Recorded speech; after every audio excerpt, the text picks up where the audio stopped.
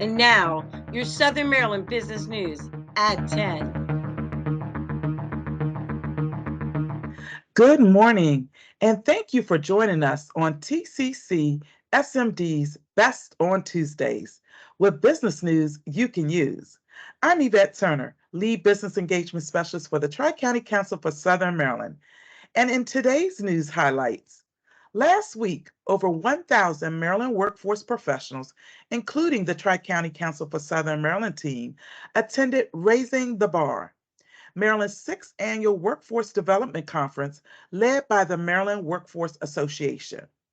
The conference focused on the latest trends in job training, education, and employment opportunities for students and adults. This year's conference brought industry leaders and policymakers together with frontline staff from state agencies and local workforce boards. The goal was to share best practices and fresh ideas to propel Maryland's workforce forward. The conference was a great opportunity for in-depth conversation around two big initiatives for our state: youth apprenticeship and Blueprint for Maryland's Future. There was a lot of conversation centered around building up our workforce by investing in our youth.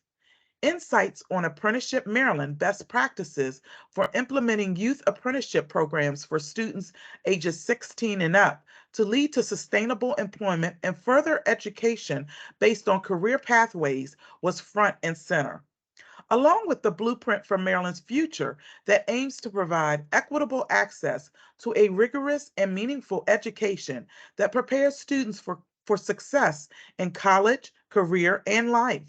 A key factor in this includes career pathways for all students.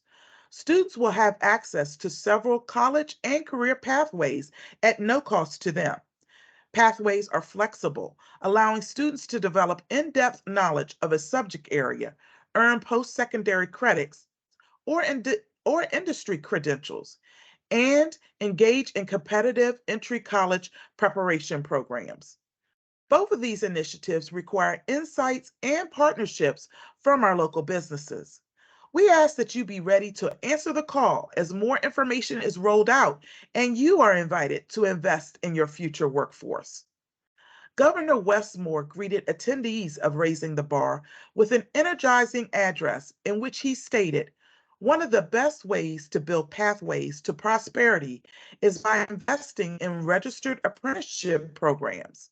I know this will help us create the kind of highly skilled workforce we all envision." And here's more from the governor. Build a strong economy, we need a strong middle class. In order to need a strong middle class, it means we need to create jobs and opportunity. We need to have folks who are getting the tools that they need to not just grow and compete, but to go out there and win. We need to make sure that we have an economy that includes everybody and not just some. We need to make sure we have opportunities for people to be able to grow and thrive and hire and start their own things. It means we need to make sure that every single person, no matter their station and no matter their start, they see themselves in the future of our economic growth, and they see themselves rooting for our economic future.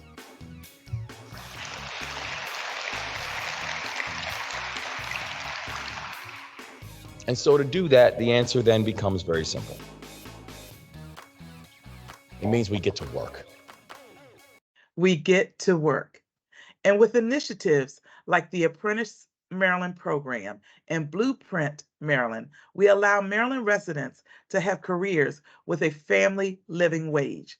That is a wage that is sufficient to raise a family.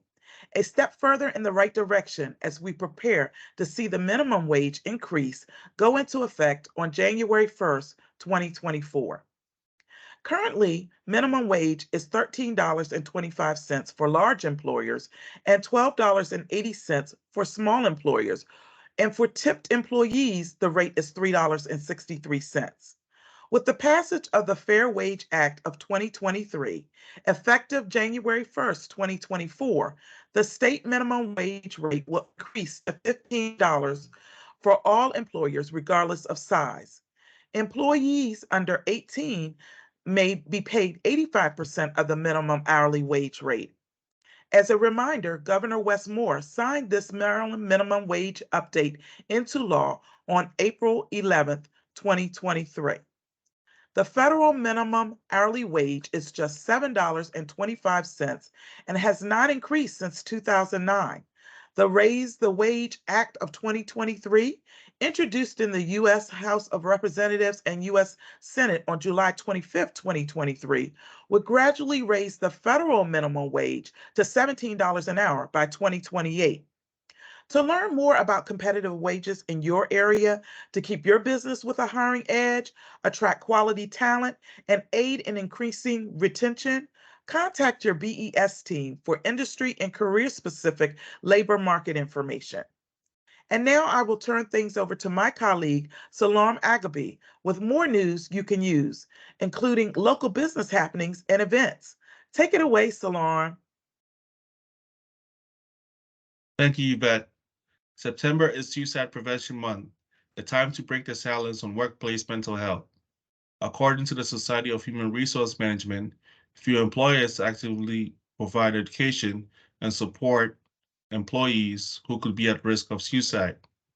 Suicide is a profound concern among working-age adults nationwide, with a staggering 80% of suicides occurring between ages 45 and 54. Here are some practices from the Society of Human Resource Management to help shape a positive workplace mental health strategy. Firstly, cultivate a caring culture focused on community well-being.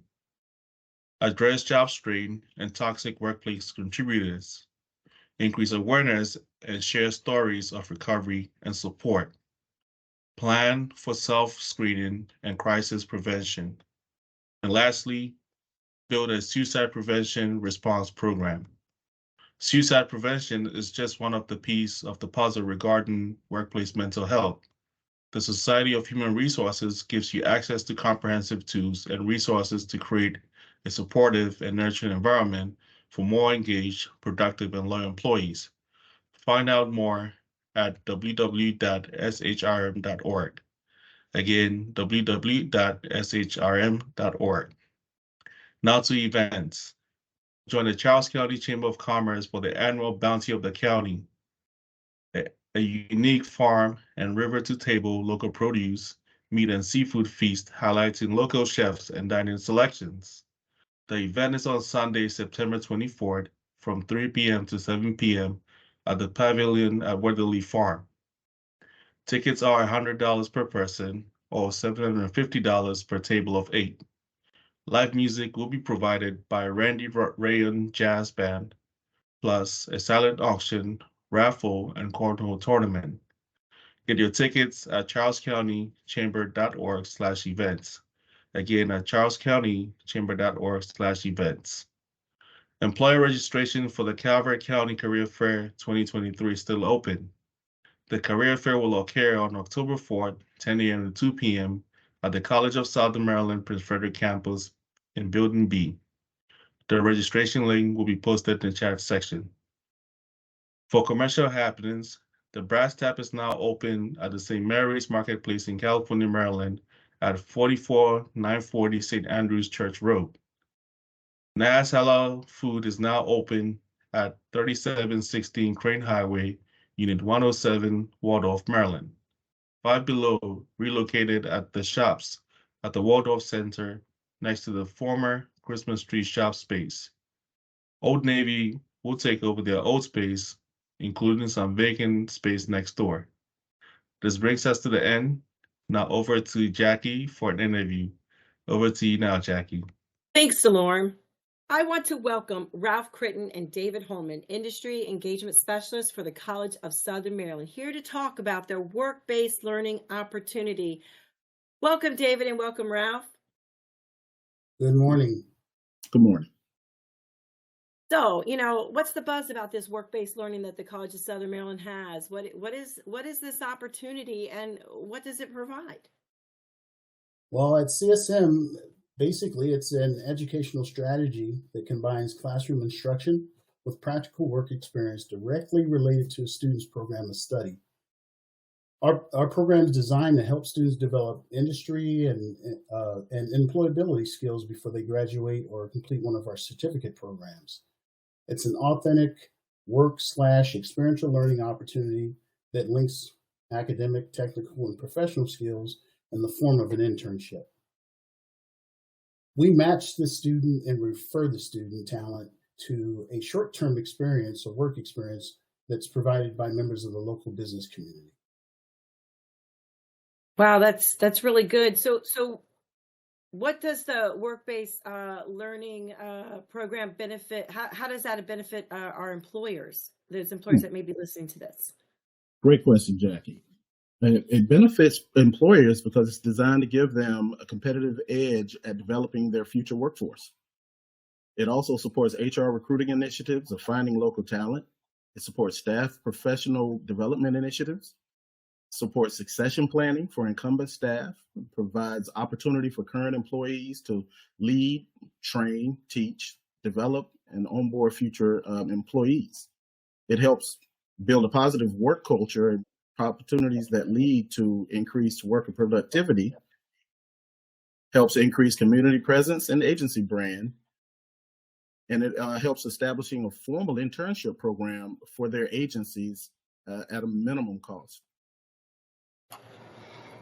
You know, I actually recently spoke with Energy Select, and they, talked about, because we have our youth program, they talked about how, they love the benefit of being able to utilize these programs to be able to find that right candidate, that right fit that they can bring on board, permanently. And they mentioned the work-based learning opportunity that they also had participated before in. So I wanted to mention that. So it's really, really helpful to businesses. So if you're listening to this, if you're going to hire somebody, why not hire somebody that has that interest? And that's basically already either taking, courses and classes and things such as that, and has that interest already there and has already shown that effort, to attend and be present. So that's huge. But what I want to ask is those businesses that are listening that may, hey, maybe I definitely want to get involved. So how can a business get involved in this? Well, the first thing that we would want the agency to do is if they have a formal internship program, that's a plus.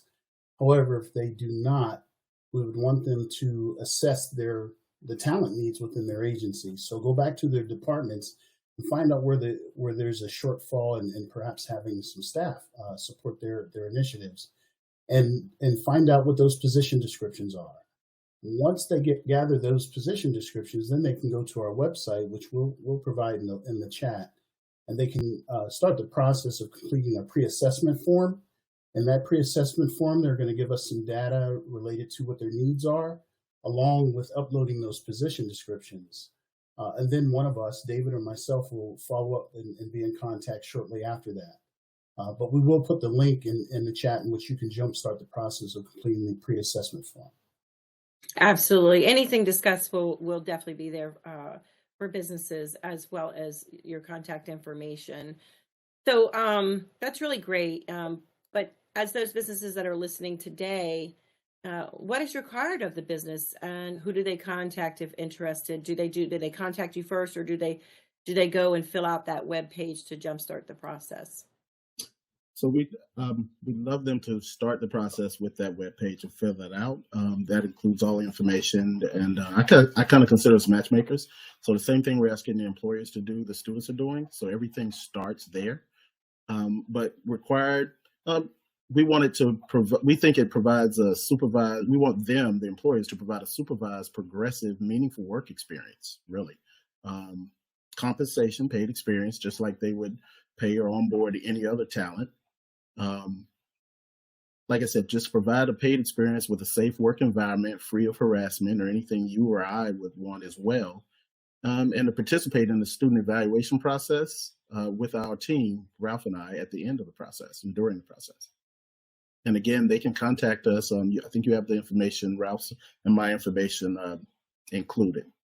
So for those who are listening, we'll definitely make sure all the links are in the chat. You would just go to the www.csmd.edu/WBL for work-based learning. It will take you to the program page. Again, all the information is going to be in the chat, the contact information for Ralph and for David will also be in the chat. Well, I want to thank the both of you, Ralph and David, for sharing this great opportunity for our local businesses here. You know, so many times they just don't know who to reach out to, and there's so many different programs out there. It's always good to shed some light on what it is you do and how it can benefit those businesses. And I thank you so much for sharing that with us today. You're welcome. Great. And that wraps us up today on your Southern Maryland Business News, TCCSMD's Best on Tuesday. Join us in 2 weeks on October 3rd with an in-depth interview with Kathy McAdams, Business Retention Specialist with the Calvert County Department of Economic Development. See you then. Have a great day.